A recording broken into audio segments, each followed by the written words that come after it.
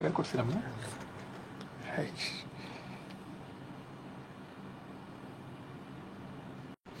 আসসালামু আলাইকুম। SSC 24 batch, পাশাপাশি এসএসসি 23 ব্যাচের স্টুডেন্ট যারা যারা এখানে আছো সবাইকে সালাম জানাচ্ছি।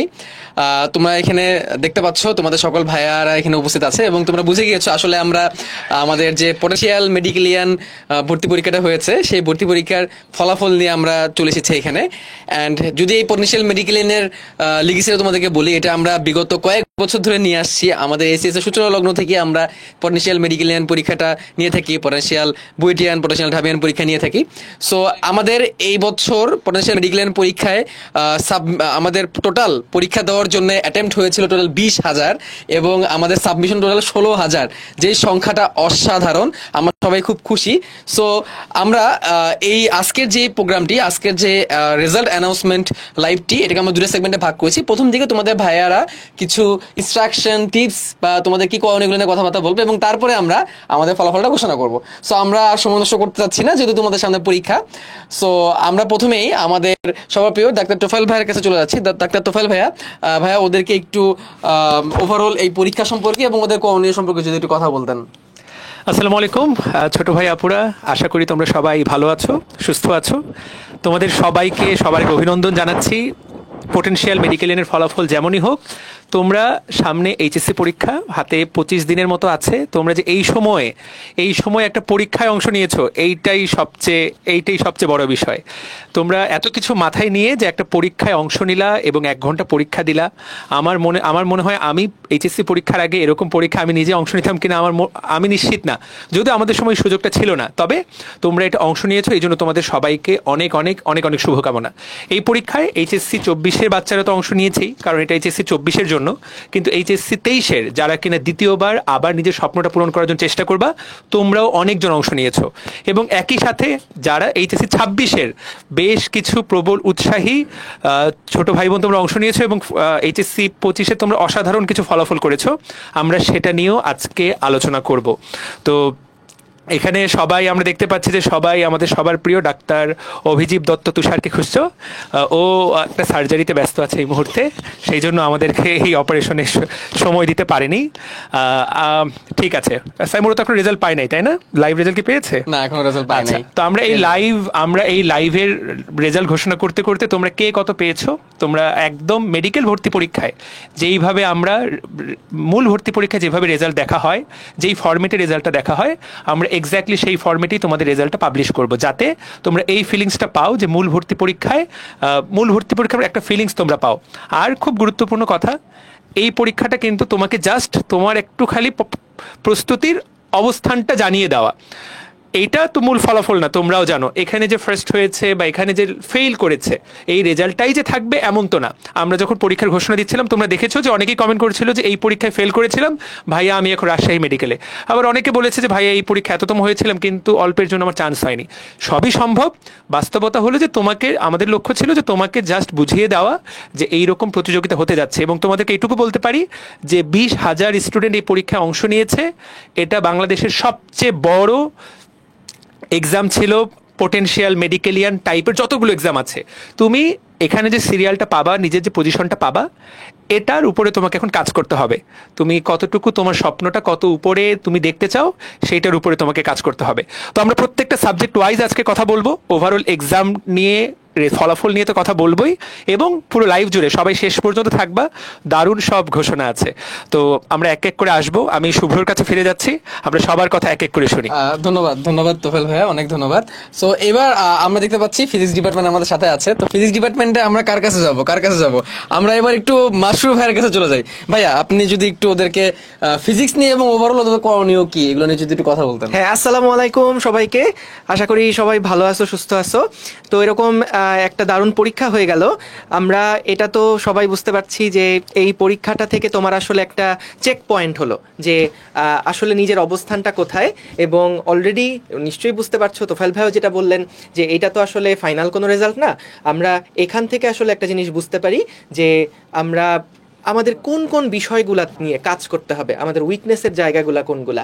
এবং এখানে আজকে যে রেজাল্টটা তুমি দেখবা যে রেজাল্টটা কিন্তু খুবই স্ট্যান্ডার্ড একটা রেজাল্ট, কেন? কারণ প্রশ্নটাও ছিল খুবই স্ট্যান্ডার্ড। তুমি আজকে রেজাল্ট পাবলিশ হলেই বুঝতে পারবা যে মার্কসের যেই ডিফারেন্সগুলো থাকে, ওই ডিফারেন্সের মধ্যে যতজন স্টুডেন্ট থাকে একেবারে অনেকটাই আমাদের মেডিকেল অ্যাডমিশন টেস্টে যেরকম হয় সেরকমটাই।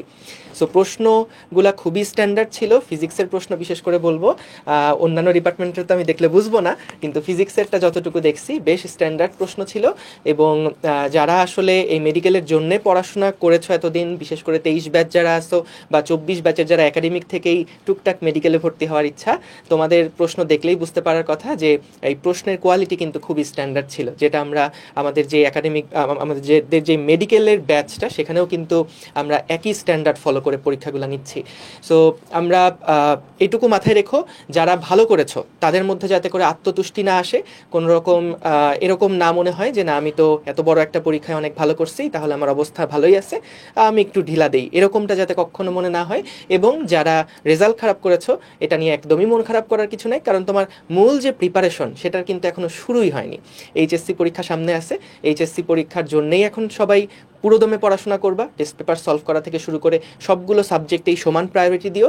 এবং তারপরে যেই মেডিকেলের পরীক্ষার যখন মূল প্রস্তুতি শুরু হবে তখন থেকে একটু সিরিয়াস থেকো। এবং আজকে এই রেজাল্টের মাধ্যমে তুমি যেই আউটকামগুলো পাবা, যে নিজের কোন কোন জায়গাগুলোতে কাজ করা দরকার সেইগুলা নিয়ে একটু কাজ করো।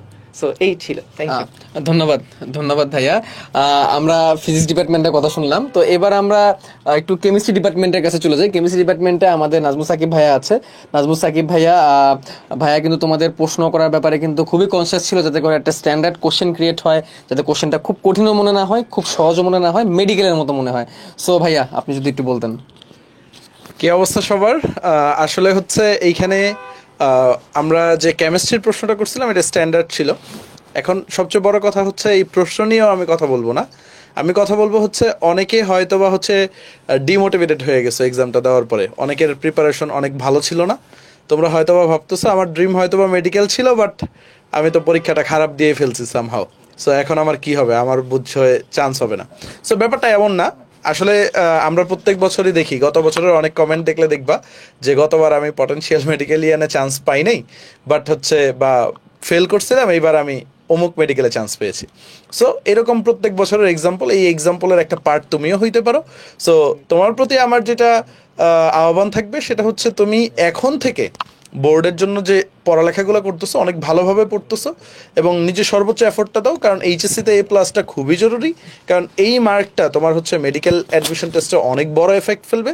অ্যান্ড মেডিকেলের পড়া কিন্তু আসলে হচ্ছে এইচএসসিতে তুমি যা পড়তেছো এর বাইরে কিছু না, তুমি প্রত্যেকটা টপিক জাস্ট সুন্দরভাবে টাচ করতেছো। সো তোমাকে যে কাজটা করতে হবে যে হচ্ছে তুমি যে জিনিসটা পড়ছো এইচএসসির পরপরই তুমি যেন হচ্ছে নিজেকে সুন্দরভাবে তৈরি করতে পারো। এই পরীক্ষাটা ভুলে গিয়ে, এই পরীক্ষাটা জাস্ট হচ্ছে তোমার অবস্থানটা বোঝানো। এমনও হইতে পারে তোমার অনেক প্রশ্ন কমন পড়ে নাই, বা হচ্ছে এমনও হইতে পারে হচ্ছে সামহাউ ওই পরীক্ষার মোমেন্টটা তোমার ভালোভাবে কাজ করে নাই। সো এই কারণে তোমার যেটা করতে হবে, প্র্যাকটিস করতে হবে, বেশি বেশি এক্সাম দিতে হবে। কারণ মেডিকেলে যারা ভালো করে, আমি যত স্টুডেন্টই দেখছি বা যারাই চান্স পায় প্রচুর মডেল টেস্ট দেয় ভাই। কারণ হচ্ছে আমরা মেডিকেলে তো মুখস্থ নির্ভর পড়ালেখা বেশি, আর যে জিনিসগুলো মুখস্থ নির্ভর ওইগুলো মনে থাকে কম, বেশি সময় আমাদের মনে থাকে না। অর্থাৎ আমরা ধরো তুমি আজকে একটা টপিক পড়লা, 3-4 দিন পরে ভুলে গেলে। এই কারণে হচ্ছে মনে রাখার জন্য বা তোমার পড়াগুলো মনে আছে কিনা বারবার এক্সাম দিতে হবে, বেশি বেশি এক্সাম দিতে হবে, নিজেকে যাচাই করতে হবে। যত এক্সাম দিবা তত নিজেকে গড়তে পারবা, কারণ এক্সামের মাধ্যমেই আমরা বুঝতে পারি যে আসলে হচ্ছে আমার ল্যাকিংসটা কোথায় কোথায়, আমার দুর্বলতাটা কোথায় কোথায়, কোন টপিকটা আমার বেশি জোর দিতে হবে। দেখবা সব প্রশ্ন কিন্তু তুমি ভুলে যাবা না, কিছু প্রশ্ন আছে তুমি বারবার রিভাইজ না দিলেও মনে থাকবে, বাট কিছু প্রশ্ন বারবার ভুল হবে। সো সেই পার্টগুলোতে তোমার কাজ করতে হবে। আর আজকের প্রশ্নটা নিয়ে যদি বলি পটেনশিয়াল মেডিকেলিয়ানে, ঠিক এই স্ট্যান্ডার্ডের প্রশ্নই তুমি মেডিকেল, আমি একদম সহজও করি নাই, একদম কঠিনও করা হয় নাই, প্রশ্নগুলা একদম মেডিকেল স্ট্যান্ডার্ড করা হয়েছে। সো এগুলাকে আইডিয়াল ধরে তুমি প্রিপারেশন নিতে পারো যে আমার কেমিস্ট্রিতে কোন কোন জিনিসগুলো পড়া লাগবে, কোন কোন জিনিসগুলো ছাড়া লাগবে। আর কেমিস্ট্রিতে ভালো করা অলওয়েজ ইজি, কারণ মেডিকেল অ্যাডমিশনে কেমিস্ট্রি হচ্ছে সবচেয়ে বড় হাতিয়ার। এইখানে অনেক ইজি প্রশ্ন হয়, অনেক কঠিনও হয় না। আর তুমি দেখবে আমাদের যে বিভিন্ন রেসপেক্টেড টিচাররা আছে, যে বইগুলো তুমি পড়ো সেই বইয়ের পিছন থেকে এই প্রশ্নগুলো আসে, হাজারি স্যারের বই, কবির স্যারের বই। এই প্রশ্নগুলো তুমি যদি বারবার প্র্যাকটিস করতে পারো, বুঝে বুঝে প্র্যাকটিস করতে পারো, কারণ অনেকে কি করে কেমিস্ট্রিটা কম পড়ে, কারণ কি হাজারি স্যারের শেষের 200 প্রশ্ন থেকেই তো আসবে, বাবারে তোমার তো এই 200 প্রশ্ন পারা লাগবে, প্র্যাকটিস করা লাগবে, মনে রাখা লাগবে। আসবে তোমার কাছে প্রশ্ন আছে, প্রশ্ন ফাঁস করা আছে, বাট আমাদের ওই পড়ার সময়টুকু হয় না। সো পড়ার সময় হইলে অনেকে কি করে আগের রাতে পড়ে যাই। এখন আগের রাতে লিখিত দিলাম, তুমি 200 MCQ মুখস্থ করে গেলেও পরের দিন ওই 200 MCQতেই যদি আমি পরীক্ষা দিই, তুমি ওই 200-র ভিতরে 150 পাবা। কারণ আমাদের হিউম্যান সাইকোলজিটা এমন, বা হিউম্যান ব্রেনটা এমন, সব আমরা মনে রাখতে পারি না। এই কারণে যে কয়টা প্রশ্ন আছে এগুলো বারবার প্র্যাকটিস করতে হবে, বারবার পড়তে হবে, তাইলে আউটপুটটা পাবা। সো আজকে এই পর্যন্তই। ভালোভাবে পড়ালেখা করো, এইচএসের জন্য অনেক শুভকামনা। আর রেজাল্ট যেমন হয়েছে, যারা ভালো করছো অনেক বেশি খুশি হওয়ার দরকার নেই, পরিশ্রম তোমারও করতে হবে। যারা খারাপ করছো অনেক বেশি হতাশ হওয়ারও দরকার নেই, পরিশ্রম তোমার আর একটু বেশি করা লাগবে। আল্লাহ হাফেজ। ধন্যবাদ সাকিব। এবার আমি হচ্ছে জিকে এবং ইংলিশের জন্য, বেসিক্যালি ইংলিশের জন্য তোমাদের সম্পদ ভাইয়াকে ডেকে নিচ্ছি। ভাইয়া, আপনি যদি এখন ওদেরকে ইংলিশের ব্যাপারে এবং ওভারঅল এক্সামটার ব্যাপারে যদি একটু বলতেন। থ্যাংক ইউ ভাইয়া।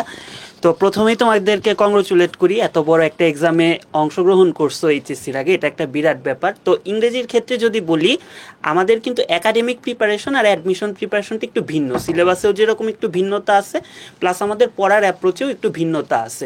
সো যারা এইচএসসি কেন্দ্রিক এতদিন পড়াশোনা করছো, হয়তো অনেকেরই মন মতো হয় নাই, বাট যারা ভালো করছো তারা জিনিসটাকে সামনে এগিয়ে নিয়ে যাও, আরও ভালো করার চেষ্টা করো। আর যদি কোয়েশ্চেনের ব্যাপারে বলি, কোয়েশ্চেনটা একদম আমাদের অ্যানালাইসিস করে বিগত হচ্ছে 15 বছর বা 20 বছরে মেডিকেলে যে স্ট্যান্ডার্ডে কোয়েশ্চেনটা হয়েছে, যে টোপিকগুলো থেকে কোয়েশ্চেনগুলো আসে, সেগুলোর আলোকেই করা হয়েছে। আর দেখা গেছে যে ভোকাবুলারির ক্ষেত্রে আমরা একটু গুরুত্ব দিচ্ছি, কারণ দেখা গেছে গতবার ভোকাবুলারি থেকে প্রচুর কোয়েশ্চেন আসছে। সো এই তো, তোমরা এখন যতটুকু টাইম আছে এইচএসসির জন্য পড়াশোনা কর, তারপরে হচ্ছে তোমরা বাকি টাইমটা ইংলিশ বলো কিংবা জিকে বলো, এগুলার পেছনে টাইম দাও। কারণ দেখা যাবে যে মেডিকেলে চান্স পেতে ইংলিশ বা জিকে যতটা লাগে, তার চেয়ে বেশি তোমার পজিশন আগাতে কিংবা সামনের মেডিকেলগুলোতে চান্স পাওয়ার জন্য এটা একটা ভাইটাল রোল আমি মনে করি প্লে করে। তো ঠিক আছে, সবাই ভালো থাকো ভাইয়া। তো আমাদের সাথে সবার কথা হয়েছে, থেকে গেল আমাদের হ্যাঁ রাজীব ভাই আছেন, রাজীব ভাই তো কথা বলবেন, এবং থেকে গেলেন অপার ভাই। বলে রাখি, পটেনশিয়াল মেডিকেলিয়ান বলো বা পটেনশিয়াল বুয়েটিয়ান বা পটেনশিয়াল ঢাবিয়ান, এই এক্সামটার সূচনা লগ্ন যে বললাম আমাদের লিগেসি, একদম সূচনা থেকেই যার মাথা থেকে বা যার ব্রেন থেকে এই পটেনশিয়াল ওয়ার্ডটা এসেছিল বা এই কনসেপ্টটা এসেছিল, সো সেই ব্যক্তিকে আমি একটু জাস্ট এই ওভারঅল পটেনশিয়াল এক্সামগুলো সম্পর্কে একটু জানতে চাচ্ছি ভাইয়া। আচ্ছা, তো আমাদের এই পরীক্ষাটা নেওয়ার উদ্দেশ্য ছিল যেন স্টুডেন্টসরা পরীক্ষার আগেই, আসল পরীক্ষাটার আগেই নিজেদের অবস্থান যাচাই করতে পারে এবং নিজেদেরকে ইমপ্রুভমেন্ট করার সুযোগ পায়। বেশিরভাগ ক্ষেত্রেই আমরা দেখি যে হয়তো স্টুডেন্টসরা মেইন পরীক্ষা দিয়ে প্রথমত হতাশার শিকার হয় এবং ভাবে যে এরকমভাবে একটা বড় মাপের স্টুডেন্ট পোলের মধ্যে যদি সে পরীক্ষাটা দিতে পারতো আগে থেকেই, তার যদি একটা আইডিয়া হতো কম্পিটিশনটা কেমন হতে পারে, কতটুকু মার্কসের ব্যবধানে কতটুকু ব্যবধান পিছিয়ে যেতে পারে, এটা সম্বন্ধে তার যদি একটা প্রাথমিকভাবে একটা আইডিয়া থাকতো, তার জন্য হয়তো এটাই একটা ভালো করার কারণ হতো। তো আমাদের টার্গেটটা ছিল এটাই, যে পটেনশিয়াল এক্সামগুলো আমরা যেটা নিচ্ছি সেটার মাধ্যমে স্টুডেন্টসদেরকে প্রাথমিক একটা ধারণা দেওয়া যে কী লেভেলের কম্পিটিশন তাদের ব্যাচে সে ফেস করতে যাচ্ছে। আর মেডিকেলের ক্ষেত্রে যদি বলি, শুধু সে যে নিজের ব্যাচের কম্পিটিশন ফিল করে তা না, বরং সেকেন্ড টাইমার থাকার কারণে কিন্তু বিগত বছরের যারা ভাইয়া আপুরা আছে তারা কিন্তু যথেষ্ট প্রস্তুতি সহ তোমাদের সাথে ফাইট দিবে। তো এই সকল জিনিস বিবেচনায় কিন্তু আমি বলবো মেডিকেল এক্সামটা আমার মনে হয় বাংলাদেশের সব থেকে কম্পিটিটিভ এক্সাম। অ্যান্ড এই এক্সামে একটু এদিক সেদিক হলেই কিন্তু রেজাল্টটা একদম এদিক সেদিক হয়ে যায়। তো এটারই আশা করি আজকে পরীক্ষাটার মাধ্যমে একটা ধারণা তোমরা পেয়েছো। আর তোমাদেরকে আরেকটা জিনিস বলে রাখতে চাই যে এবার তো তোমরা পরীক্ষা দিলা অনলাইনে, আমরা বিগত বছরগুলোতেও অনলাইনে পরীক্ষা নিয়েছি। তোমাদের জন্য একটা সুখবর, আজকে পরীক্ষা ভালো হোক খারাপ হোক, যাদের একটু মন মতো হয় নাই, ভাবতেছো যে আর একটু হয়তো দেখে যেতে পারলে হয়ে যেত, তাদের জন্য একটা সুযোগ আছে। আমরা ফ্রিতেই পটেনশিয়াল মেডিকেলিয়ান অফলাইনেও এক্সাম নিব। আমরা অলরেডি অ্যানাউন্স করেছি যে পটেনশিয়াল বুয়েটিয়ান এক্সামটা আমরা যেমন অনলাইনে নিব, তেমনি আমরা পটেনশিয়াল মেডিকেলিয়ান এক্সামটাও অনলাইনের পাশাপাশি অফলাইনে নিব। তো সেটা তোমরা এইচএসসির পরপরই আমাদের কাছে দিতে পারবে। আমাদের যে ব্রাঞ্চগুলো হয়েছে এবার 24 ব্যাচ কিন্তু আসলেই অনেক লাকি, কারণ 24 ব্যাচ সামনাসামনি আমাদের কাছ থেকে এবার পরীক্ষা ফর দ্য ফার্স্ট টাইম আসলে যে পরীক্ষা দিতে পারবে। তো এই সুযোগটা পাচ্ছ, আর সবাই এই সুযোগটার একদম প্রথম পরীক্ষাটাই হচ্ছে পটেনশিয়াল মেডিকেলিয়ান এক্সাম। তো অবশ্যই সেই জিনিসটাতে অ্যাটেন্ড করবা। আজকে যে পরীক্ষাটাই দিলা, যে রেজাল্টটাই আসো, সেটাকে ধরো একটা বেঞ্চমার্ক হিসেবে ধরে রাখবা, যে ঠিক আছে আমি বর্তমানে এরকম একটা অবস্থানে আসি, সেটাকে একটু হলেও যেন ইমপ্রুভ করতে পারি পরে যে আমাদের অফলাইন যে এক্সামটা হবে সেটাতে যে এইভাবেই তুমি আসলে প্রতিটা পরীক্ষায় তোমার টার্গেট থাকবে, সাকিব যেটা বললো যে বারবার পরীক্ষা দাও, টার্গেট থাকবে যে আমার সাথে আমার কম্পিটিশন, আমি আগের পরীক্ষায় কেমন ছিলাম, কতটুকু ছিলাম, তার চেয়ে একটু হলেও ইমপ্রুভ হয়েছে কিনা। এইভাবে ইমপ্রুভ করতে করতে করতে করতে দেখবা যে এরপরে তুমি লাইক স্যাচুরেটেড পজিশনে যখন পৌঁছায় যাবা, তখন দেখবা যে তুমি তোমার বেস্টটা যখন দিয়ে আসতে পারবা, ইনশাল্লাহ চান্স হয়ে যাবে। আর যত বেশি পরীক্ষা দিবা, যত বেশি ভুল হবে, এই ভুলগুলোকে অবশ্যই সংরক্ষণ করে রাখবা। কোথায় ভুল হলো, আমার উইকনেসটা কই ছিল, এই উইকনেসটা অনেকেই স্টাডি করি না, আমরা জাস্ট পরীক্ষা দিয়ে চলে আসি, রেজাল্টটা দেখি, কিন্তু কেন কম পেলাম এই জায়গাটাতেও আমি মনে করি কাজ করার সুযোগ আছে তোমাদের, এই জায়গাটাতে কাজ করবা। তো এই আর কি। এখন আমি চলে যাব এইবারের এক্সাম সম্পূর্ণ পরিচালনার ক্ষেত্রে যারা কাজ করেছিল, অর্থাৎ রাজীব ভাইয়ের নেতৃত্বে তোফায়েল ভাই, শুভ্র সবাই কাজ করেছিল। রাজীব ভাইয়ের পরামর্শ আমরা নিব, কারণ উনি এখন তোমাদের একদম এক্সাক্ট তথ্যটা দিতে পারবেন। যারা মেডিকেল ক্যান্ডিডেট এই মুহূর্তে বসবাস করতেছো এই টাইম লাইনে, তোমাদের কি করণীয় তোমাদের বেলায় মেডিকেলে চান্স পাওয়ার ক্ষেত্রে। কারণ মেডিকেল ভর্তি পরীক্ষা কিন্তু সবার আগে হয়, রেজাল্টটাও সবার আগে হয়। এটা একটা ভালো দিকও আছে, খারাপ দিকও আছে। ভালো দিক হচ্ছে যদি চান্স হয়ে যায় তাহলে খুবই শান্তি, কারণ সবাই তখন পরীক্ষার জন্য পড়তেছে আর তোমার হয়ে গেছে। আর যদি না হয়, আল্লাহ না করুক, কোনো কারণে যদি না হয়, তখন কিন্তু তোমাদের মানে হতাশাটাও কিন্তু চোখে মুখে দেখার মতন হয়। কারণ অনেক ক্ষেত্রেই এইটার পরে কি করবা এইটা নিয়ে কিন্তু গুছিয়ে উঠতে নিজেকে অনেক সময় লাগে। তো রাজীব ভাইয়ার কাছে চলে যাবো। রাজীব ভাইয়া যদি কিছু বলতেন। আচ্ছা ভাইয়া, and now this floor is yours. আমাদের রেজাল্ট পুরো রেজাল্ট পাবলিশ সবকিছু আপনি এবং তোফায়েল ভাই সাথে তো আমি আছি, and this floor is yours. Thank you, আসসালামু আলাইকুম। এবার পটেনশিয়াল মেডিকেলিয়ান নেওয়ার সময় আমাদের একটাই টার্গেট ছিল, সেটা হলো যত বেশি পরিমাণ স্টুডেন্টকে একসাথে করা যায়। এর একটা কারণ আছে, প্রত্যেক বছর মেডিকেলে 1 থেকে 1.5 লাখ স্টুডেন্ট পরীক্ষা দেয়, কিন্তু সত্যিকারের মেডিকেলের জন্য প্রিপারেশন নেয় কিন্তু মোটামুটি 20 থেকে 30 হাজার স্টুডেন্ট। তার মানে তুমি যদি সিরিয়াসলি পড়াশোনা করো, তোমার প্রতিপক্ষ হচ্ছে 30,000। এরপরের কথা হচ্ছে যেহেতু 5,000 সিট আছে, তাহলে এক একটা সিটের এগেনস্টে কিন্তু 5 থেকে 6 জন এক্সাম দিচ্ছে। তাহলে 1.5 লাখের যে সংখ্যাটা আছে, এটা প্রথমে তোমাকে অ্যাকচুয়ালি ফিয়ার মঙ্গারিং করা হচ্ছে, মানে তোমাকে ভয় দেখানো হচ্ছে। ইটস নট 1.5 লাখ, ইটস 20,000 থেকে 25,000। সো মেডিকেল অ্যাডমিশন এক্সামটাতে কম্পিটিটর তোমার এগেনস্টে 5 থেকে 6 জন। ওকে, এইটা একটা উদ্দেশ্য যে যত বেশি সংখ্যক স্টুডেন্ট নিয়ে আসা যায়। 2 নম্বর হচ্ছে যে মেডিকেলিয়ান তুমি যদি এই এক্সামটা দাও, পটেনশিয়াল মেডিকেলিয়ান, তো স্বাভাবিকভাবেই এক্সাম ভালো হইলে তোমার খুব খুশি লাগতো, যার কারণে পরবর্তীতে তুমি জিনিসটাকে হালকা হিসাবে নিতা। 2 নম্বর হচ্ছে পরীক্ষা যদি খুব খারাপ হইতো, তোমার কিন্তু ডিপ্রেশন চলে আসতো, অ্যাংজাইটি চলে আসতো। তো দুটোই আমরা ডিফিট করছি এইভাবে যে আমরা এবার কোশ্চেনগুলো এত বেশি স্ট্যান্ডার্ড করব, মেডিকেল অ্যাডমিশনের কোশ্চেন ইকুয়াল পটেনশিয়াল মেডিকেলিয়ানের কোশ্চেন জাস্ট সেম হবে। তাহলে যেটা হবে যে স্টুডেন্ট এর থেকে কঠিন প্রশ্ন তো অ্যাডমিশনে পাবে না, এর থেকে সহজ প্রশ্ন পাবে না, তাহলে সেম পরীক্ষা দিল। পার্থক্য শুধু একটাই, এটা তুমি অনলাইনে দিচ্ছ, একটু তাড়াতাড়ি তুমি মিশাইতে পারবো, একটু এক্সট্রা সময় পাবো। তাহলে এইটা একটা ইস্যু। 2 নম্বর ইস্যু হচ্ছে যে এতে যে প্রবলেমটা, সেটা হলো 100টা কোশ্চেন যদি স্ট্যান্ডার্ড করা হয়, তাহলে কোশ্চেনগুলো লিক হইতে পারে। বিভিন্ন জায়গা থেকে আমরা সোর্সিং করতে পারি, আমরা তালাশ দেখতে পারি, আমরা বই খুলতে পারি, পারার পর আমরা কোশ্চেনগুলো দেখে দেখে দাগাইতে পারি। তো তোমাদের যখন আমি আজকে রেজাল্টটা দেখাবো, পুরো ডেটাটা দেখাবো, তোমরা দেখবা যে এই এক্সামটাতে কোনোভাবেই কারচুপির কোনো সুযোগ হয়নি, একেবারে ইম্পসিবল। কারণ 90 বা 90-এর উপরে মানুষ নাই, কেউ নাই। তো ইউজুয়ালি কি হয়, ইউজুয়ালি অনলাইনের এক্সামগুলোতে 100-তে 100 হয়, তাহলে কেন এটা হইল না? এর একটাই কারণ, সেটা হলো যে আমরা সেম স্ট্যান্ডার্ডের কোশ্চেন 5 থেকে 6 সেট করে দিয়ে রাখছি। তার মানে তুমি এখন যা দেখছো তোমার পাশের জন স্টুডেন্ট সেগুলো পাচ্ছে না। তুমি এখন যা দেখবা, তুমি যদি আবার নতুন করে রিএন্ট্রি নাও, আচ্ছা আমি তো আগে দেখে আসলাম, আমার স্ক্রিন রেকর্ড করা আছে, কোশ্চেনগুলো তো সব আছে, পরের বার যাও একটা কোশ্চেনও তুমি সেম পাবা না। তার মানে তোমার এখানে কারচুপির কোনো সুযোগ নেই।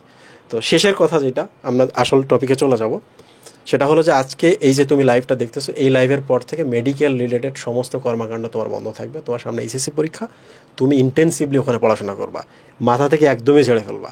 তাহলে মেডিকেলের কার্যক্রম তুমি আবার কবে শুরু করবা? তোমার যখন রিটেন পরীক্ষা শেষ হয়ে যাবে, প্র্যাকটিক্যাল এবং রিটেনের মাঝখানে, প্র্যাকটিক্যালের পাশাপাশি ওই সময় তুমি আবার নতুন করে কাজ শুরু করবা। মানে তুমি কোথায় ভর্তি হবা, তুমি আমাদের সাথে জয়েন করবা কিনা, তুমি কোথায় যাবা, অফলাইনে কোথায় যাবা, কোন মেসে উঠবা কিনা, এগুলো পরের বিষয়। সো এগুলো তোমার মাথায় এখন থাকবে না। সো এই ছিল আমাদের আলোচনা। কিন্তু একটা কথা তো বলা হইলো না যে এত বড় একটা এক্সাম হইলো, কারা করলো এটা? তো ফাইল ভাই, রাজীব ভাই করছে, শুভ্র ভাই করছে না, এটা অ্যাকচুয়ালি করছে এসিএস যে মেডিকেল অ্যাডমিশন যে প্রোগ্রামটা আছে, এখানে যারা আছে সবাই মিলে আমরা করছি। সামনে থেকে তোমরা 4, 5, 7 জনকে দেখতে পাও, কিন্তু পেছনে পেছনে আরো 40, 50, 100 জনের একটা টিম আছে। মাঝে মাঝে আমরা আমাদের এই টিমটাকে তোমাদের দেখিয়েছি। সো এখন আমরা যাব প্রথম যে কথাটা অল্প সময়ের মধ্যে আমরা শেষ করব, আমাদের মেডিকেল ব্যাচে কারা কারা আছে কোন ডিপার্টমেন্টে, এইটা একটু আমরা বলবো। তারপর আমরা কি কি সার্ভিস দিচ্ছি এইটা আমরা সর্বোচ্চ 5 থেকে 6 মিনিট নেব, তারপরে আমরা চলে যাব রেজাল্ট পাবলিশে। ওকে, সো একটা মাইক্রোফোন আছে তোমার কাছে? ওকে, শুভ তুমি বসো এখানে। ওকে, নেক্সট স্লাইডে। এটা ছিল আমাদের এসিএস মেডিকেল অ্যাডমিশন প্রোগ্রামের biology teacher panel. Biology teacher প্যানেলে আমি আছি, এদিকে শুভ্র হয়ে আছে এবং তোফায়েল ভাই। প্রথমে অনেকে বলতেছিল তোফায়েল ভাই ফিজিক্সে, তোফায়েল ভাই বায়োলজিতে নাই কেন? তখন আমি ভাবলাম আসলেই তো তোফায়েল ভাই তো এত দারুণ একজন পারফর্মার ছিল মেডিকেল অ্যাডমিশনে, পাশাপাশি একজন অভিজ্ঞ মানুষ, অনেক স্টুডেন্ট তার হাত ধরে ভালো ভালো জায়গায় গেছে, স্বপ্ন পূরণ করছে। তোফায়েল ভাইকে আমরা বায়োলজিতে নিয়ে আসছি। ওকে, এটা অনেকেই তোমরা জানো না। সো এখানে আরেকটা ব্যাপার আছে যে রাজীব ভাইয়ের ক্লাস সবগুলো চাই, কিংবা তোফায়েল ভাইয়ের কিংবা শুভ্র ভাইয়ের ক্লাসগুলো চলে চাই আমরা, কিন্তু আমরা আর্কাইভে যেটা করছি সেটা হলো প্রত্যেকজন টিচারের আরও যে ক্লাসগুলো ছিল মেডিকেল অ্যাডমিশনের জন্য ওগুলো আমরা আর্কাইভে অ্যাড করে দিছি। তার মানে তুমি যদি চাও তোমার মন মতো প্রিপারেশন নিতে পারবা, তোমাকে কেউ বাধা দিতে পারবে না, যেটা তুমি আর কোথাও পাবা না, শুধুমাত্র এসিএস মেডিকেল অ্যাডমিশন প্রোগ্রামেই পাবা, আর কোথাও পাবা না তুমি। একই সাথে ওয়েব অ্যাপের মধ্যে 3 জন মানুষের আর্কাইভ দাও, এটা ইম্পসিবল একটা ব্যাপার এখন। সো এই ছিল আমাদের বায়োলজি ডিপার্টমেন্ট। এরপরের ডিপার্টমেন্ট নিয়ে আমাদের তো ফাইল ভাই কথা বলবে। ইনি আমাদের কেমিস্ট্রি ডিপার্টমেন্ট। তোমরা জানো যে মেডিকেল ভর্তি পরীক্ষায় গত বছর বায়োলজি প্রশ্নটা কঠিন হয়েছে, কিছুটা কঠিন বলতে কিছুটা আনকমন। তো এবার আশা করি বায়োলজি নিয়ে আমাদের কোনো দুর্বলতাই থাকবে না, কারণ বায়োলজিতে আমরা সবাই দায়িত্ব নিয়েছি, রাজীব ভাই পুরো বায়োলজি লিড করছে। আমরা গ্যারান্টি দিলাম যতগুলো প্ল্যাটফর্ম আছে বা যা আছে এর চেয়ে গভীরভাবে বায়োলজি অ্যাডমিশনের জন্য আমরা শিখতে পারবো না। কিন্তু ধরো যে এবারকার প্রশ্নটাতে কেমিস্ট্রি কঠিন হলো, তাহলে আমরা বলতে পারি যে আমরা এর চেয়ে গভীরভাবে কেমিস্ট্রি, আমি বিশ্বাস করি যে আমরা যে সার্ভিসটা কেমিস্ট্রিতে প্রোভাইড করবো এটা অন্য কোথাও প্রোভাইড করা সম্ভব হবে না, কারণ এইখানে যারা কেমিস্ট্রি পড়াচ্ছেন তারা কেমিস্ট্রির উপরেই, এইচএসসির কেমিস্ট্রির উপরে পিএইচডি হোল্ডার। শুধু পিএইচডি আমরা লিখতে পারছি না, কিন্তু অ্যাডমিশন কেমিস্ট্রি কীভাবে পড়াতে হয় এনারা মাস্টার। সঞ্জয় দা তোমাদের সবার প্রিয়, সাকিব ভাই তো অ্যাডমিশনের উপরে, আমি বলবো যে সাকিবের অ্যাডমিশন বিষয়ে যা নলেজ, এই নলেজ আমি ওর অ্যাডমিশনের নলেজ দেখে মাঝে মাঝে অবাক হয়ে যাই। তো আমাদের কেমিস্ট্রি ডিপার্টমেন্ট, কেমিস্ট্রি তোমরা অনেকেই বলো যে কেমিস্ট্রি হয়তো বা প্রশ্ন হাজারি স্যারের পেছন থেকে চলে আসবে, এইটা যারা বলে পরীক্ষার হলে যায় তারা মনে করো একটা পা কবরে রেখে যায়। কোনোবার একটু প্রশ্ন ঘুরায় আসলো, পরীক্ষার হলে কান্নাকাটি করা ছাড়া কিচ্ছু উপায় থাকবে না। তো আমাদের লক্ষ্যই থাকে যে যাতে আমরা একদম বেসিক টু বস লেভেল পর্যন্ত পড়ালেখা করি, অ্যাডমিশনেও যেটা করা সম্ভব আমরা সেইটাই আসলে করার চেষ্টা করছি। সো আমাদের কেমিস্ট্রি ডিপার্টমেন্ট। আর ফিজিক্স, মেডিকেল ফিজিক্সে আমি আছি, আমার সাথে ডিএমসির ছোট ভাই মিহান আছে, বাট ফিজিক্স কোন মুহূর্তে তার রং বদলায় এইটা আমরা নিশ্চিত না। সেই জন্য আমরা ফিজিক্সের যারা গুরু, ফিজিক্সের যারা কিংবদন্তি এবং লিজেন্ড আমাদের সাথে তারাও আছে। কারণ এক হলো অনেকেই বলে যে মেডিকেল ফিজিক্স ভাইয়া কিছু লাইন দাগিয়ে পড়লেই হয়ে যায়, ভাইয়া এটা ততক্ষণ পর্যন্ত সত্য যতক্ষণ প্রশ্নটা একটু কনসেপচুয়াল হবে না। যেই মুহূর্তে প্রশ্নটা একটু কনসেপচুয়াল হবে ওই মুহূর্তে কিছু লাইন পড়ার এই তো সত্যটা আজীবনের জন্য মিথ্যা হয়ে যাবে, এবং তুমি কিন্তু যখন ওই লাইনটা ফলো করে পরীক্ষা হলে যাবা তোমার স্বপ্নটা কিন্তু সাথে সাথে ভেঙে যাবে। সবসময় মনে রাখতে হবে যে প্রস্তুতি হবে সবসময় সর্বোচ্চ কঠিন, এবং আমাদের লক্ষ্য কিন্তু সেটাই, হালকার উপরে ঝাপসা প্রস্তুতি নিয়ে মেডিকেলে চান্স হবে না, এইটুকু জেনে রাখো। আমরা 4 জন মিলে ফিজিক্সের দায়িত্বটা নিচ্ছি, মাসরুর, অপার, আমি এবং মিহান। এবং ফিজিক্সে আরও যাতে তোমাদের জন্য ভালো করা যায় আমরা সামনে সেই চেষ্টাই করব। ফিজিক্স নিয়ে আমারও কিছু কথা আছে, ফিজিক্স এবং কেমিস্ট্রি নিয়ে। জি ভাই। তো যখন আমাকে জিজ্ঞেস করা হলো রাজীব ভাই আপনি তো মেডিকেলের টিচার সোর্সিং করতে পারতেন, তো আমি এই জন্য মেডিকেলের বেস্ট টিচার কিন্তু সাথে রাখছি।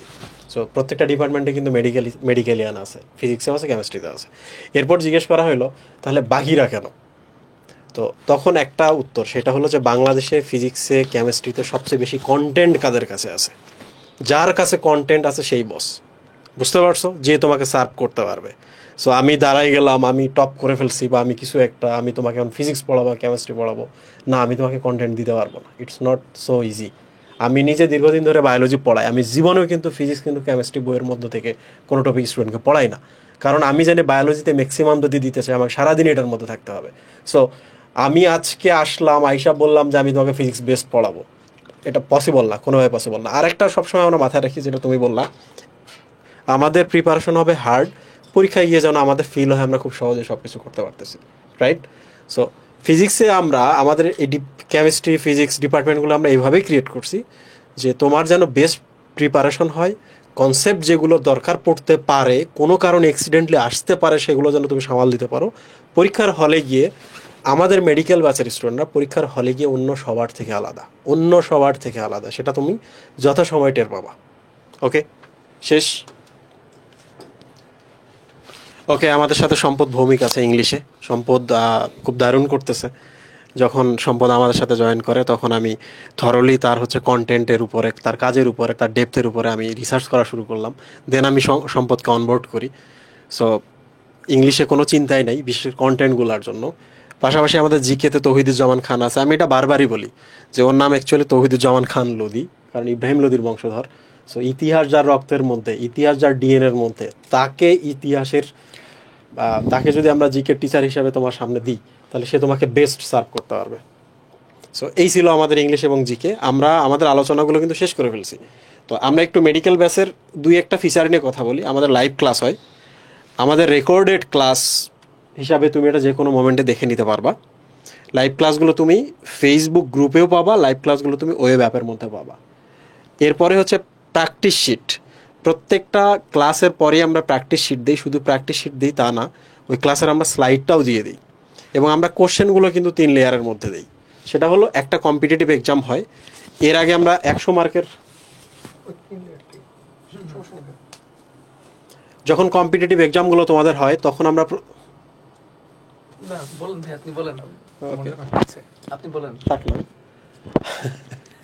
আচ্ছা, যখন কম্পিটিটিভ এক্সামগুলো তোমাদের হবে, আমরা ক্লাস নেওয়ার পরে তোমাদের 100 মার্কের একটা কোশ্চেন দিয়ে দিই, তোমরা যেন ওটা দেখতে পারো, পড়তে পারো, কেমন কোশ্চেন হবে বুঝতে পারো। এরপর কম্পিটিটিভ এক্সামের আমরা 100 কোশ্চেন দিয়ে দিই সেম এক্সামের উপরে। তো এইটাতে তোমার রেজাল্টটা কাউন্ট করা হয়। এরপরে আমরা আবার 100 মার্কের কোশ্চেন অতিরিক্ত দিয়ে দিই। সো তুমি যখন 100 মার্কের কোশ্চেনের জন্য ফাইট করছো যে কোনো জায়গায়, তখন আমরা তোমাকে 300 কোশ্চেন সেখান থেকে সার্ভ করতেছি। এবং আমরা চেষ্টা করেছি এখানে বিগত সালের যত কোশ্চেন, তোমাদের বইয়ে থাকা যে কোশ্চেনগুলো, এবং বোর্ড এক্সাম থেকে যেহেতু গত বছর 3-4টা প্রশ্ন চলে আসছিল, এই কোশ্চেনগুলো আমরা এগুলোর মধ্যে অ্যাড করছি। সো 300 কোশ্চেনের মধ্যে সবগুলোই আছে। সো কোশ্চেন যেখান থেকে আসুক, যেভাবে আসুক, তুমি সবগুলো কভার করতে পারবা। ওকে, তারপর লেকচার শিট সম্পর্কে বলো। Yes, lecture sheet. Okay, lecture sheet তো আমরা আলাদা করে প্র্যাকটিস শিট আকারে, মানে দুটো একসাথে কম্প্রেস করে আমরা তাদেরকে প্রোভাইড করি। মেডিকেলের প্রস্তুতিতে অনেক সময় একটা কথা থাকে যে আমরা ভাইয়া কি স্লাইডগুলো পড়ে যাব কিনা। খেয়াল করো, এবার আমরা দুটো মিক্সড করে পড়াচ্ছি। 1 নাম্বার, আমরা মূল বই ভিত্তিক পড়াচ্ছি। 1, 2, মূল বইয়ের যে কনসেপ্টগুলো ইন ডিটেইল আলোচনা করা দরকার একটা অ্যাডমিশন ব্যাচে, সেইটা বেশিরভাগ ক্ষেত্রেই তুমি দেখবা যে শুধুমাত্র মার্ক করা হচ্ছে যে বইয়ের এই লাইনটা পড়ে নাও। এখানে কি করা হচ্ছে, আমরা এই লাইনটা পড়ো, প্লাস এই লাইনটা কিভাবে পড়তে হবে, কিভাবে মনে রাখতে হবে, সেইটা আমরা গুছিয়ে দিচ্ছি। এবং এই সব কিছু তোমাকে আলটিমেটলি অল ইন ওয়ান শিটে তোমাদেরকে A to Z আমরা প্রোভাইড করছি। ভাইয়া তো বললেনই, প্রত্যেকটা সব জায়গায় তুমি একটা চ্যাপ্টারে এক্সাম দিবা 100টা প্রশ্ন, আমরা তোমাকে একটা চ্যাপ্টারের উপরে 300টা প্রশ্ন দিচ্ছি। মোট 55টা চ্যাপ্টারের উপরে তুমি পরীক্ষা দিবা, ফিজিক্স, কেমিস্ট্রি, বায়োলজিতে 55টা চ্যাপ্টারের উপরে। 55 × 300 তুমি গুণ দাও, অলমোস্ট 15,000 প্রশ্ন তুমি পাচ্ছ। 15,000-এর অনেক বেশি। আমরা বিশ্বাস করি যে টিম আমাদের, ভাই 50 জনের বড় টিম, তাই না? 50+ প্রশ্নগুলো এবার কিউরেট করছে তোমাদের জন্য, প্রশ্নগুলো সাজাচ্ছে। আমরা বিশ্বাস করি যে ভর্তি পরীক্ষায় এগুলো থেকেই অলমোস্ট হুবহু কমন আসবে। একদম গায়ে গা ঘেঁষে হয় হুবহু আসবে, নাহলে গায়ে গা ঘেঁষে কমন আসবে। এবং আমরা এটা আজকে লাইভে এটা বলতেই পারি যে আমরা প্রশ্নের এবার কোয়ালিটি, এটুকু বলতে পারি, সবগুলো যে কোনো প্ল্যাটফর্মের সাথে তুলনা করো, এটা এই মুহূর্তে টপ নচ। তো আমরা ফেজ 1-এর ক্লাস শেষ করেছি, ফেজ 2 এইচএসসির পরে শুরু হবে। ওকে, আমাদের ডাউট তোমাদের মনে আসবে। সো ডাউট সলভের জন্য আমরা এসএস ডাউটস বা রনন দিচ্ছি। সো তোমাদের যত ডাউটস আছে এখানে ক্লিয়ার হয়ে যাবে। আর আচ্ছা, তালাশের কথাটা একটু বলি। তালাশ স্টিল পাবলিক আছে। আমাদের যে স্টুডেন্টরা আছে, পড়ালেখার সময় কোনো টপিক যদি অন্য বই থেকে পড়ে নিতে হয়, কোনো একটা কোশ্চেন তুমি খুঁজে পাচ্ছ না সলভ করার জন্য, তুমি তালাশ.com-এ গিয়ে তুমি অন্য বই থেকে যেখান থেকে ইনফরমেশন আছে খুঁজে নিয়ে সলভ করতে পারবা। সো আমাদের কিন্তু কথা শেষ, আমরা বিস্তারিত যাব না। আমরা এখন যাব আজকের এক্সামের রেজাল্টে। আজকের এক্সামের রেজাল্ট আমরা এখন শুরু করব। ওরা কখন দেখতে পারবে? ওদের জন্য কি আমরা লাইভ করে দিব? আপনি যদি বলেন তাহলে আমরা বলে দিব যে ওরা দেখতে পাবে কিনা। না না না, এখানে অ্যানালাইসিসটা জরুরি। আমি আমার রেজাল্ট দেখে গেলাম, আমার অ্যাকচুয়ালি কিছুই হইলো না, পটেনশিয়াল মেডিকেল এনতে কোনো লাভই হইলো না। সো অ্যানালাইসিসটা খুব জরুরি। যার অ্যানালাইটিক্যাল পাওয়ার কিংবা নলেজ বেশি সে অন্যদের থেকে ভালো করবে। সো মাঝে মাঝে বলে স্ট্যাটিস্টিক্স বিজ্ঞানের সবচেয়ে বড় শাখা, সবার উপরে বসে আছে। সো অ্যানালাইসিস আগে। ওকে ভাই আমরা এখানে চলে যাই। Yes. ওকে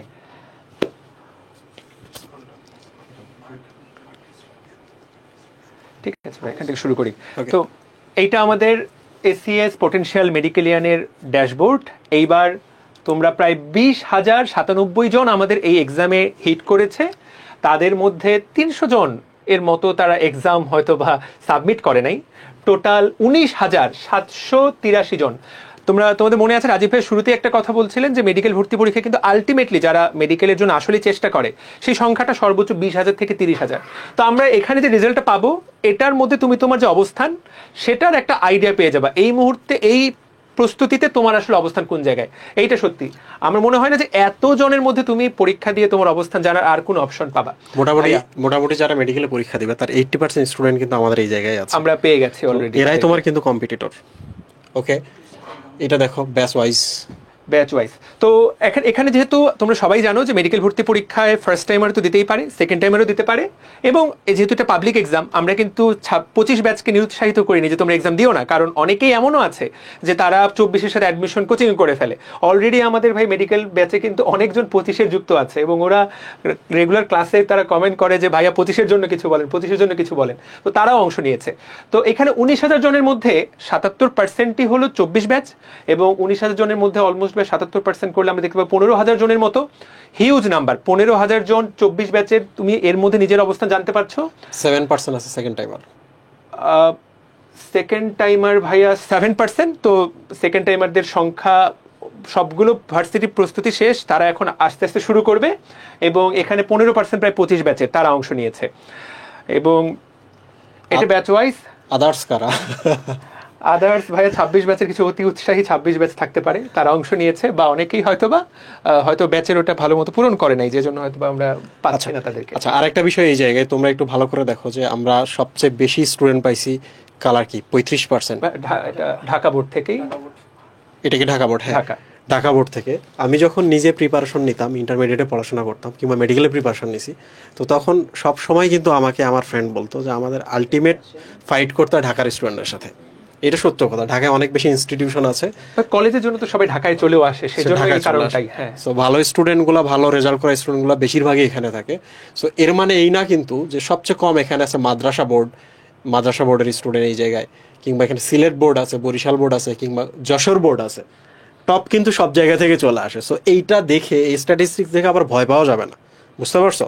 তুমি বাংলাদেশের যে কলেজে থাকো না কেন, তুমি বাংলাদেশের যে জায়গায় থাকো না কেন, তুমি বাংলাদেশের যে কোচিংয়ে থাকো না কেন, জাস্ট পড়াশোনা করবা, চোখ কান খোলা রাখবা, তুমি সেখান থেকে টপ করে আসতে পারবা। এটার অনেক রেকর্ড আছে। আমি ঠিক বলছি? একদম ভাইয়া, মেডিকেলের জন্য এটা আরো বেশি সত্য। ওকে আচ্ছা, মার্ক ডিস্ট্রিবিউশন, এরপরে তো আমরা রেজাল্ট ঘোষণা করতে যাচ্ছি। এইখানে দেখা যাবে এই যে 90 থেকে। ওকে 90 থেকে 100 জন মাত্র পাইছে একজন। তাহলে চিন্তা করো বাকিগুলো কোথায়? অনলাইনে তো 100% সবাই পায়, হয় না? যে 100% সবচেয়ে বেশি পাইছে, 0 সবচেয়ে কম পাইছে। তো দেখো মাত্র একজন 90 কিংবা 90-100 স্লটে একজন মাত্র টাচ করছে। তাহলে এক্সামটা কতটা স্বচ্ছ হয়েছে। মানে চেষ্টা করে, অনেকে তো চেষ্টা করছে কিন্তু পারে নাই। সো ডেফিনেটলি সে ভালো করে পরীক্ষা, এটা তার একটা প্রমাণ। এবং 80-90-এর মধ্যে মাত্র 58 জন আছে। সো দেখো টপ মার্ক সবসময় কম পায় এবং কম পরিমাণ স্টুডেন্টই টপ লেভেলে চলে যায়। যেমন তোমার ঢাকা মেডিকেল কলেজে যারা আছে, ঢাকা মেডিকেলের টপ থেকে ঢাকা মেডিকেলের যে লাস্ট থাকে তাদের মার্ক ডিফারেন্স সবচেয়ে বেশি হয়। কিন্তু মাত্র 1 মার্কের জন্য দেখা যাচ্ছে 1 মার্কের মধ্যে 3-4টা মেডিকেল ফিল আপ হয়ে গেছে।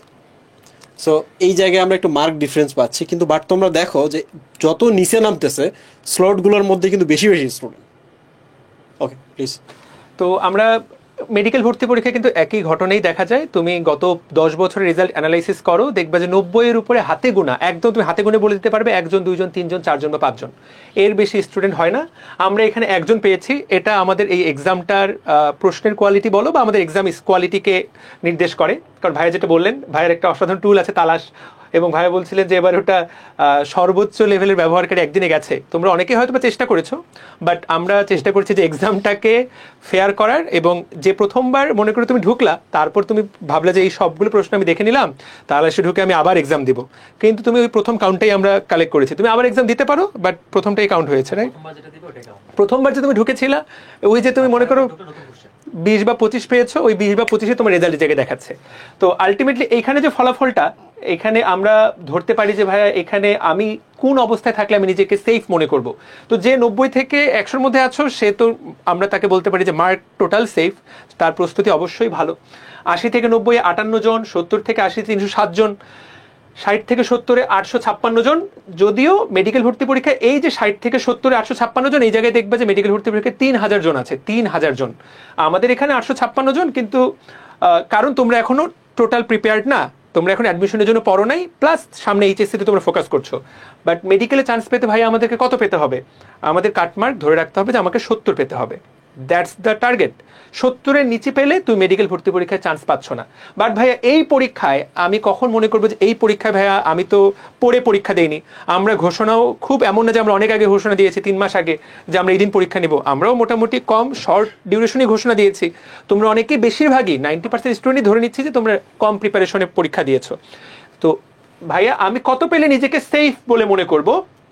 তুমি যদি, আমি মনে করি যে ভাইয়া আমি নিজেকে মনে করি যে আমি চান্স পাওয়ার জন্য আমি নিজেকে কনফিডেন্স দিতে পারি, আমি মনে করি যে এটাতে 50% মার্ক তুমি যদি মোটামুটি পেয়ে থাকো, এই রেঞ্জটা 40 to 50, যে 2676 জন, এর উপরে তুমি যদি থাকো, ধরতে পারো যে তুমি এখনো লাইনে আছো। ভাইয়া তাহলে আমরা যারা 40 নিচে, আমাদের কি করণীয়? দেখো, 1 নম্বর কথা হচ্ছে 40 নিচে তো ফেল। তো ধরে নিতে হবে যে মেডিকেল ভর্তি পরীক্ষার যে রাস্তাটা, তুমি যদি 40-এর নিচে পাও, তোমাকে ভাইয়া সেই রাস্তায় উঠার জন্য আগে পুরোপুরি মেন্টালি প্রিপেয়ার্ড হতে হবে, এবং তারপর দৌড় শুরু করতে হবে। তোমাকে ভাই দৌড়াতে হবে, বাস্তবতা কিন্তু বদলে যাবে না। আমি যতই তোমাকে মোটিভেশন দেই, বাস্তবতা বদলে যাবে না। দেখো, এরা তোমার চেয়ে অলরেডি এগিয়ে আছে, প্রায় 5000 জন তোমার চেয়ে এগিয়ে আছে স্টিল নাও। এখনো পরীক্ষার 6 মাস বাকি, ধরে নিচ্ছি আমি 5000 জন কিন্তু 40-50-এর উপরে পেয়েছে। ভাইয়া আমাদেরকে এই জায়গায় যাওয়ার জন্য চেষ্টা চিন্তা শুরু করতে হবে। সামনে এইচএসসি পরীক্ষা, বাট 40-এর নিচে যারা ফেইল্ড অবস্থায় আছো, নট এলিজিবল, ভাইয়া ফিরে আসতে হবে। ভাইয়া ফিরে আসতে পারবে কিনা, ভাই কি করতে পারে? মেডিকেলের প্রশ্ন নিয়ে কিন্তু কিছু ইস্যু আছে। দেখো, মেডিকেল ভর্তি পরীক্ষার প্রশ্নটা এভাবে করা হয়, তুমি যদি চোখ বন্ধ করেও দাগাও তুমি 40 পাবাই। এর একটা কারণ হচ্ছে, জানো, পাশের সংখ্যা বেশি হয়, ডেফিনেটলি প্রাইভেট মেডিকেলগুলোর ভর্তির ব্যাপারটা থাকে। অনেক সংখ্যক একটা স্টুডেন্ট যদি প্রাইভেট মেডিকেলে ভর্তি হতে চায়, তাদেরকে পাশ করাইতে হবে। তো 40 45 50 পর্যন্ত তুমি জাস্ট হালকা পড়াশোনা করলে, বইগুলো যদি পাতা উল্টাও, তুমি পাবা। সো আমরা কিন্তু শর্ট সিলেবাসে পরীক্ষা নিয়েছি, মানে হ্যাঁ, ডেফিনেটলি শর্ট সিলেবাসে যেগুলো পড়েছে, কারণ তুমি যদি ফুল সিলেবাসের মধ্যে পড়ায় পরীক্ষা নিতা, সেম পরীক্ষাটা তুমি যদি পরে নিতা, তাইলে কিন্তু তারা সেম মার্কই পাইতো। বাট আমার মনে হচ্ছে, যদি কোনো কারণে, তুমি যেটা বলছো আমার তাই মনে হয়েছে, 40-50 এইটা এমন, মানে স্ট্যান্ডার্ড, যেভাবে স্ট্যান্ডার্ডটা হয়েছে, 40-50 তুমি এমনিতে পাবা না। তার মানে তোমার অ্যাকচুয়ালি, তুমি যে চোখ বন্ধ করে পরীক্ষা দাও, তুমি 30-40-এ, সো যারা 30-40-এর মধ্যে আসো, তোমরা অ্যাকচুয়ালি কিছুই পড়োই নাই, বাট একটু যদি পড়াশোনা করো এখানে আসবা। তার মানে কি? তার মানে হচ্ছে যে তুমি আর একটু সিরিয়াস পড়াশোনা করলে তুমি চান্স পাবা।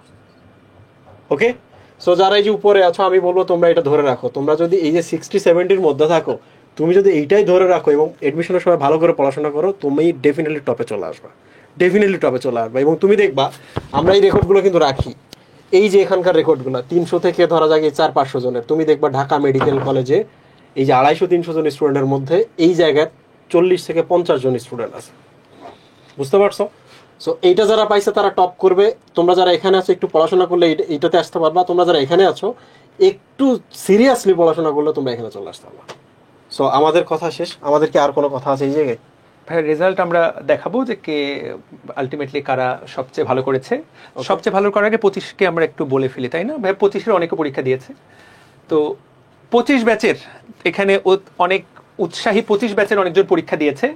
তো 25 ব্যাচের তারা 24-এর সাথে 25-এর প্রায় হিউজ স্টুডেন্ট পরীক্ষা দিয়েছে। তোমরা যেই 25-এর এটাও তোমরা দেখতে পাবা 25-এর ওয়েবসাইটে, আমাদের যেই সাইটে তোমরা পরীক্ষা দিয়েছো সেখানে গেলেই তোমরা দেখতে পাবে যখন একটা বাটন আছে রেজাল্ট ফর এইচএসসি 25, সেটাতে ক্লিক করলে দেখতে পাবা। তো ভাইয়া আমি আসলে মুগ্ধ, কারণ 24-এর কিন্তু রেজাল্ট এখন আমরা ঘোষণা করিনি। 25-কে আমরা একটা জাস্ট হিউজ কংগ্রেচুলেশন জানিয়ে দিতে চাই যে তোমরা পরীক্ষায় অংশ নিয়েছো শর্ট সিলেবাসে বড় ভাইদের সাথে, এবং একজন ইর্তিজা আহমেদ আলভি রেসিডেন্সিয়াল মডেল কলেজের ভাইয়া ও 80.25 পেয়েছে। আমি আমার সময়ের কথা বলতে পারি, আমি এরকম একটা পরীক্ষা অংশ নিয়েছিলাম ফার্স্ট ইয়ারে থাকতে, আমার মনে হচ্ছে ভাই আমি 60 বা 58 পেয়েছিলাম। তো এরা যারা অলরেডি 60%-এর উপরে মার্ক পেয়েছে, এরা অলরেডি এই ওদের যে স্বপ্ন বা ওদের বাবা মাও দেখতে চায় ওদেরকে অ্যাপ্রনে স্টেথো গলায় ঝুলিয়ে, এরা অলরেডি সেই জায়গায় অনেকটুকু এগিয়ে গেছে। তো ভাইয়া এখানে 25-এর আমরা কয়েকজনের নাম একটু ঘোষণা করতে পারি ভাইয়া একটু যদি? ডেফিনেটলি, বলো। এখানে ঢাকা রেসিডেন্সিয়াল মডেল কলেজের ইর্তিজা আহমেদ আলভি ও 80.25 পেয়েছে। জিএসসি আমি নিশ্চিত না যে এটা গভর্নমেন্ট সায়েন্স কলেজ কিনা, তো ও শ্রেয়াস তালুকদার ও 78, একদমই কাছাকাছি 78.50। গভর্নমেন্ট আজিজুল হক কলেজ বগুড়া, এখান থেকে ইসমার আরা ইভা ও 76। এ তো সবকিছু শর্ট ফর্মে চলে গেছে, ওর পরীক্ষাতে এত বেশি, ওর সময় স্বল্পতা। ও SKS from GAHC, I don't know what is that. এইটুকু জায়গা তোমাকে নিজের কলেজের নামটা ঠিকঠাক মতো লেখা উচিত, তাহলে না হলে এই যে প্ল্যাটফর্মে আমরা ঘোষণা করছি আমরা কিন্তু জানতে পারলাম না তুমি কে। Mumtahina Samiha, Dinajpur government college. ভাই এখানে একটা জিনিস খেয়াল করেন, ও ঢাকার কিন্তু বাইরের কলেজগুলো থেকে যথেষ্ট ভালো পারফরমেন্স, এবং পোটেনশিয়াল বুয়েটিয়ে নিয়েও আমরা দেখছিলাম, অপার সেদিন বলছিল। ভাই এই ক্ষেত্রে আমরা আমার মনে হয় যে অনলাইন এডুকেশন একটা বড় একটা ভাইয়া রোল প্লে করছে, কারণ এই গাইডলাইনগুলো আগে, এটাই সত্যি যে আগে আমরা সর্বোচ্চ ফার্মগেট, মতিঝিলে আপনি দীর্ঘদিন পড়িয়েছেন ভাই অফলাইনে, জিগাতলা, এই জায়গায় আপনাকে পেতে হলে ফার্মগেট, মতিঝিল, জিগাতলায় খুঁজে পেত। এখন কিন্তু আপনার কথাটা সে পঞ্চগড়ে বসে, কক্সবাজারে বসে, দিনাজপুরে বসে শুনছে। গাইডলাইন তো ভাই এগুলোই, এবং টপ গাইডলাইন তো এখন সবার জন্য উন্মুক্ত হয়ে গেছে। মেডিকেল অ্যাডমিশন এক্সামটা এমন অবস্থায় চলে গেছে, আমি নিজে একজন টিচার, আমার যদি স্টুডেন্ট বা আত্মীয় স্বজনও থাকতো, আমি কখনোই বলবো না যে তোমরা এখন ঢাকায় আসো। তোমরা তোমার নিয়ারেস্ট যে ডিভিশনাল শহর আছে তোমরা সেখানে যাইতে পারো, নিজ পরিবেশে পড়াশোনা করো।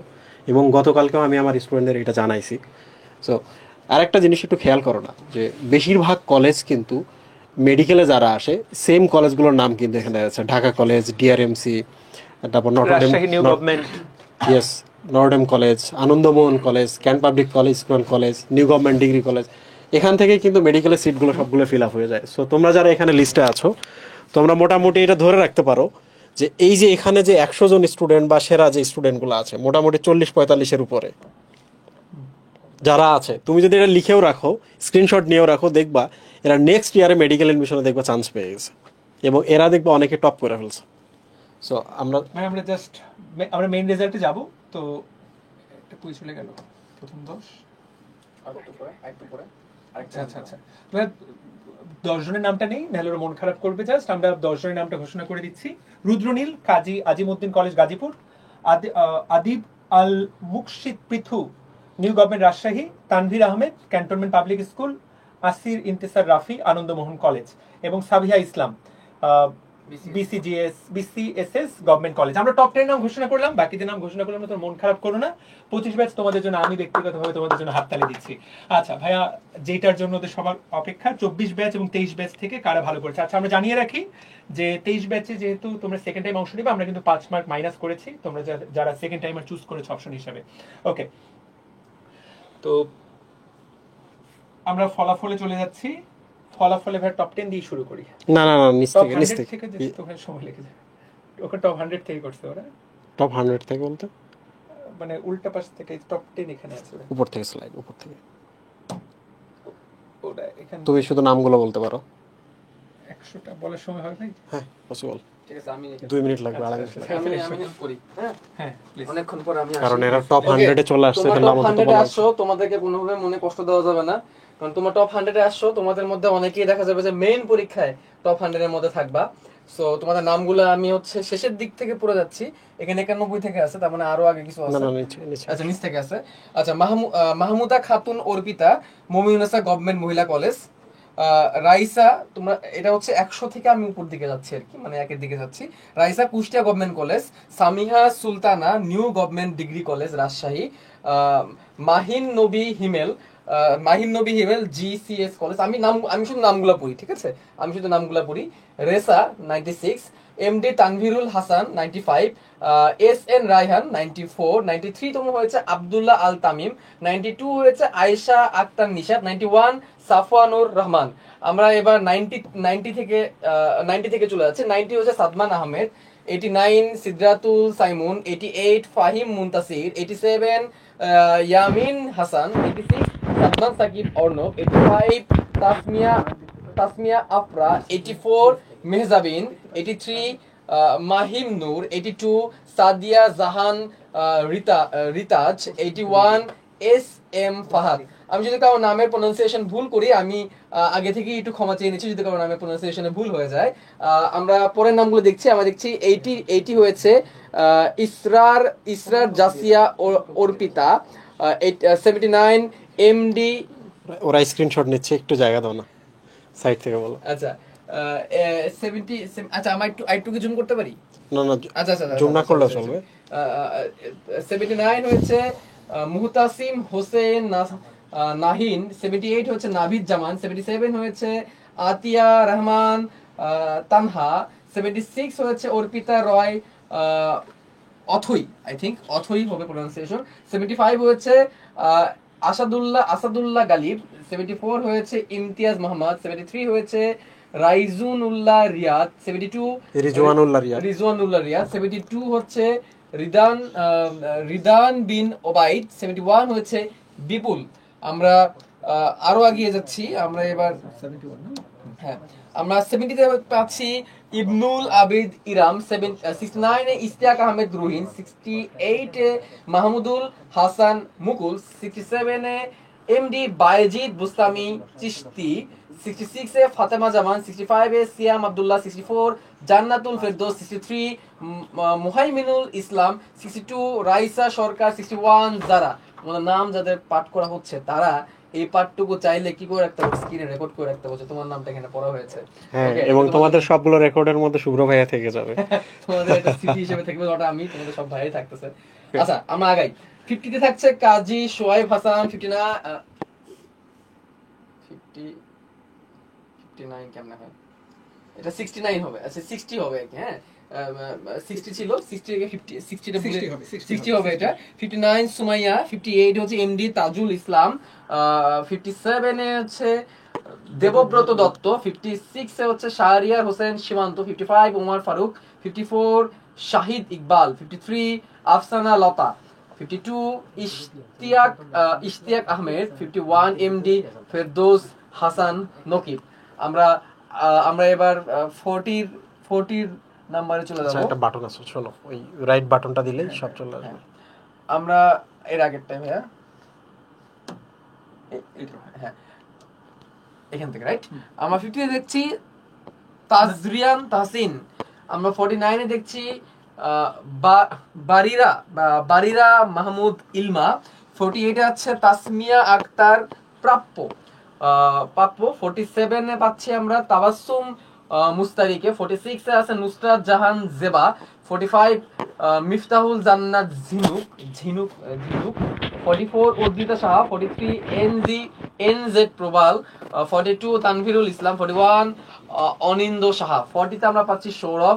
39 এ পাচ্ছি সাদনান আহমেদ। 38 এ পাচ্ছি ভোর তালুকদার। 37 জারিফ। 36 MD সিফাত মোল্লা। 35 শামস মাহাদি আহমেদ।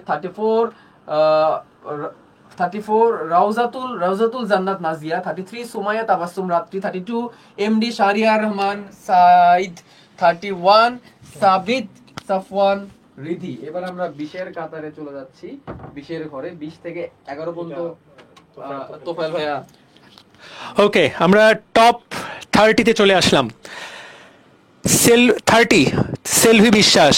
29 আব্দুল্লাহ আল নাইম। 28 নিশাত তাহমিনা। 27 নিশাত তামান্না। 27 রামিয়া রওনক জামান। 26 জান্নাতুল ফেরদৌস সারা। 25 মোহাম্মদ নবীন ইসলাম।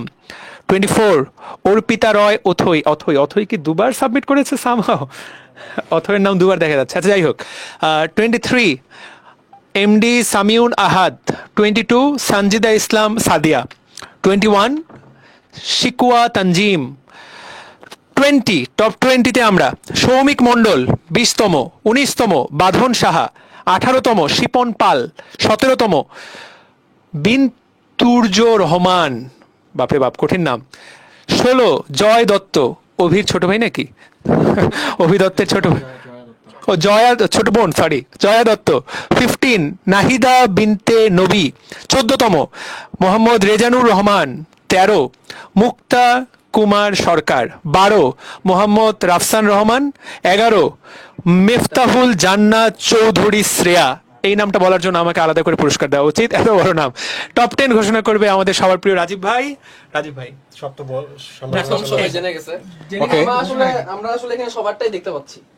ওকে, First হয়েছে, কে second হয়েছে, তারপর আমরা- দশম হয়েছে চট্টগ্রাম কলেজ থেকে সুহরাত তাসফিয়া, রাজগুত্তরা মডেল কলেজ থেকে উম্মে হাবিবা নবম হয়েছে, অষ্টম হয়েছে নূপুর সরকার, সপ্তম হয়েছে জান্নাতুল ফেরদাউস ঝুমুর, ষষ্ঠ হয়েছে সোহেল রানা, নোয়াখালী থেকে, আচ্ছা জান্নাতুল ফেরদাউস ঝুমুর নোয়াখালী গভর্নমেন্ট উইমেন কলেজ সপ্তম, ষষ্ঠ হয়েছে Sohel Rana Dhaka residential model college, পঞ্চম হয়েছে সিয়াম চৌধুরী ন্যাশনাল আইডিয়াল কলেজ এবং চতুর্থ হয়েছে মোহাম্মদ রনি আকন্দ জাতির জনক Bangabandhu Sheikh Mujibur Rahman government college.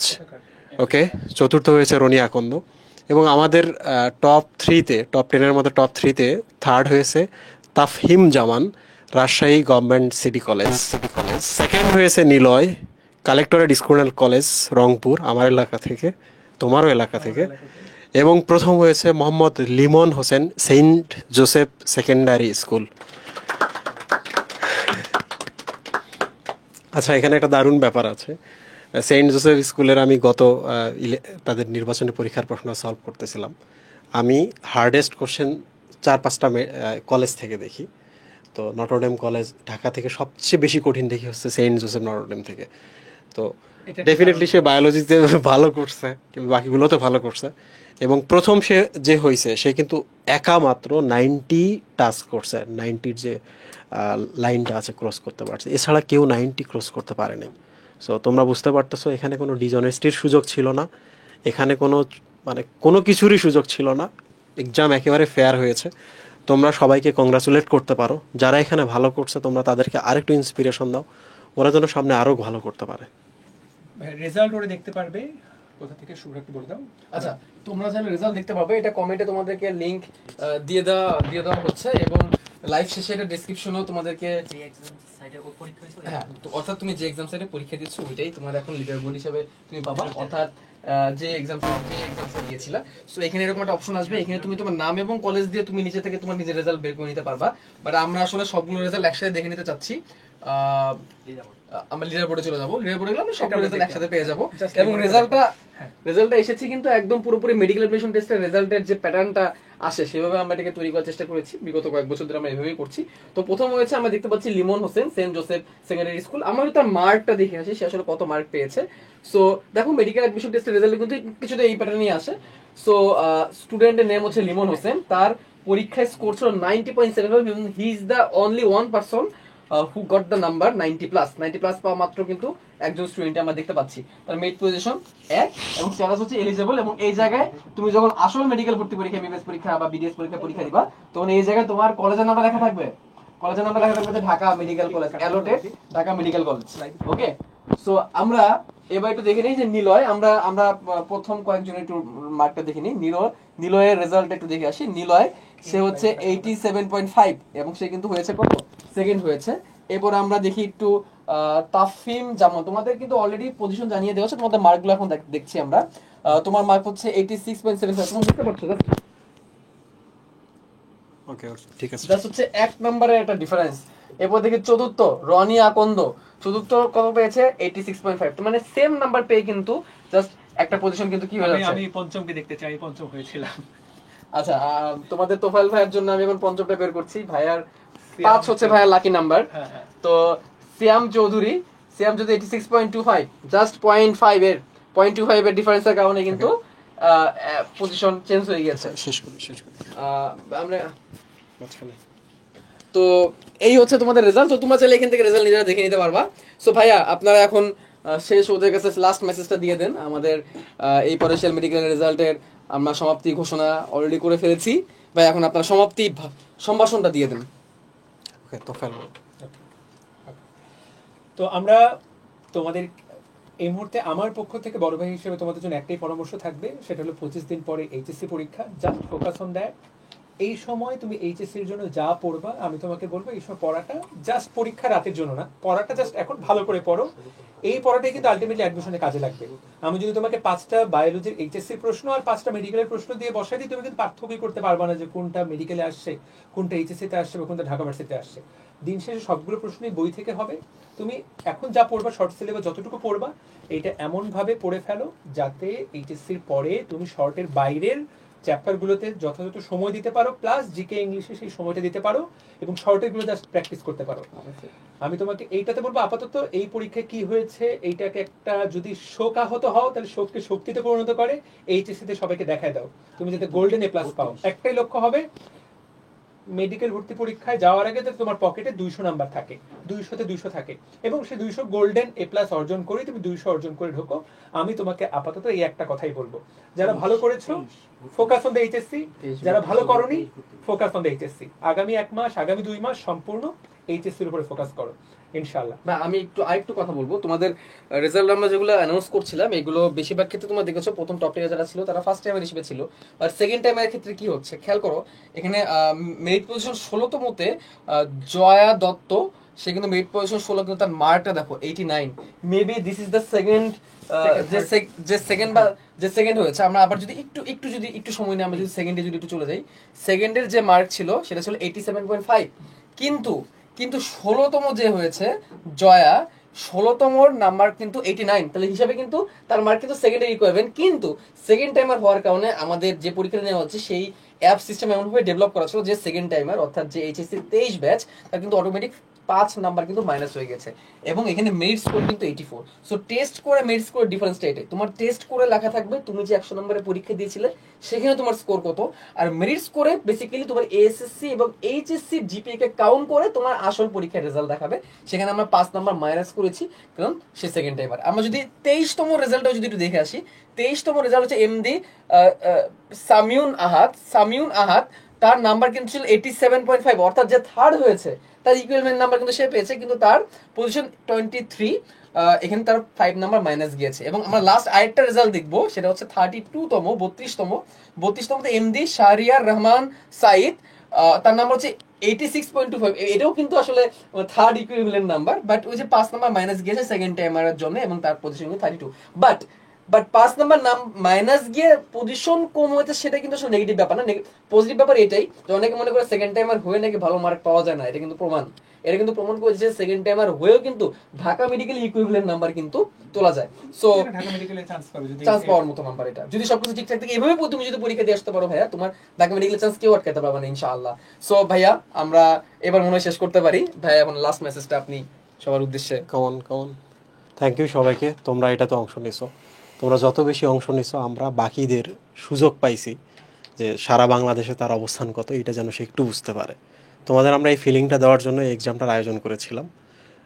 So তোমরা অংশ নিছো, ডেফিনেটলি তোমরা নিজেদের জন্যই ভালো করছো। আমরা কি করছি ইট ডাজেন্ট ম্যাটার। আরেকটা বিষয়, সামনে এইচএসসি পরীক্ষা, এটার জন্য সিরিয়াসলি পড়াশোনা করো।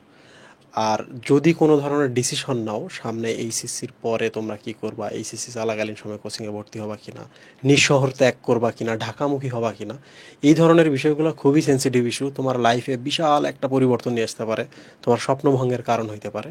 এই সময় যেটা করবা, সিনিয়র ভাইয়া আপুরা যারা আছে, যারা সাফার করেছে, যারা ঢাকা শহরে গতবার কোচিং করেছে, কিংবা নিজ শহর যারা ছেড়েছে, যারা বাসায় থেকে ক্লাস করে ভালো করেছে কিংবা মেস থেকে করেছে, তোমরা এক্সপিরিয়েন্সগুলো নেওয়া শুরু করো। সো আলটিমেটলি সামনে এইচএসসি পরীক্ষার পরের ডিসিশনগুলো যেন ভেবে চিনতে হয়। ওকে, যে যত ভেবে চিনতে ডিসিশন নেবা, তার ত্রুটির পরিমাণ তত কম হবে, কোলাটেরাল ড্যামেজ তত কম হবে।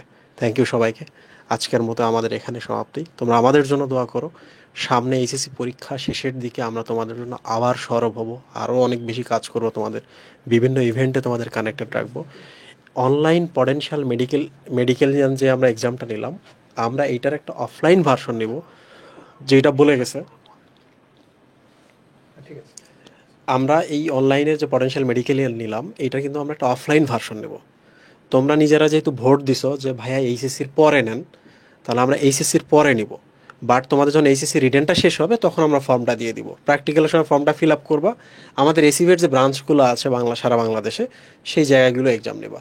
এবং দেখবা আজকে যারা টপে আছে তারা যেন ওখানে টপে থাকার জন্য চেষ্টা করে, আজকে যারা খারাপ করেছো সেখানে গিয়ে তোমরা যেন ভালো করতে পারো। থ্যাংক ইউ সবাইকে, আল্লাহ হাফিজ।